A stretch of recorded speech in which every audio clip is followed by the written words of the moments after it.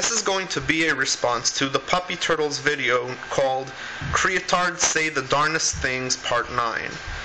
Now, for the most part, I agree with everything you have to say in this video series because you're basically defending evolution in face of creationism. And if I'm not mistaken, this video is actually a response to a video by a user called i2i35 or something similar to that. Now, I must say that I had to take his side this time, even as an atheist, because he says that when the Bible is using a metaphor, it lets you know that. When the Bible is using a symbolic story, it lets you know that. And he has a point there. But if you look at Genesis, like right off the bat, it's the first book in the Bible. It doesn't give you any disclaimer. It doesn't explain that this is just symbolic. In fact, it is written as if it's a description of the creation of the earth. It's hard to understand that such a thing is symbolic just by reading it. You have to be aware of facts about reality, such as evolution, the age of the earth, and other stuff, just in order for you to understand that this is not literal. But you yourself say that there are two possibilities here. Either the Bible is wrong, or that you must take this symbolically.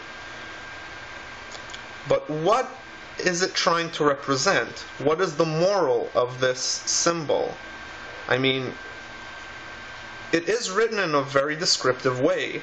What God created in the first day, what God created in the second day, what God created in the third day, and that he rested, and the order in which he created the universe. It's very unlikely that this was intended as a symbolic story. Symbolic stories usually build up to a certain point, and they make a point, which is an allegory that you can drive and connect to something in reality, and you can learn from it. But what can you learn from the first few days of creation? So let's just say that the story with Adam and Eve eating the apple and the snake, that seems very symbolic. I agree. But the creation itself, the first few days of creation, they don't seem to be symbolic at all. In fact, they seem to be very descriptive, written as facts. So I can't blame i2i for reading it literally, because that is the way that any person would understand it. Now, if you must say that Genesis is symbolic, then it seems to me like you're trying to run away from reality, the same way that you're blaming i2i for doing.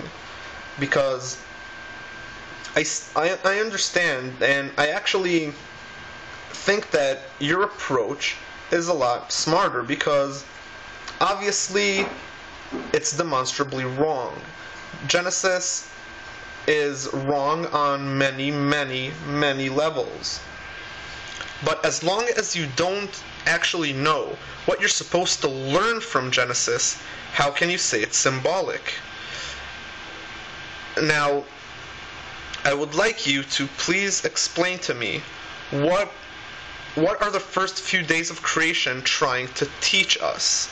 Because that is the only way you can say that it is an allegory and not description of facts.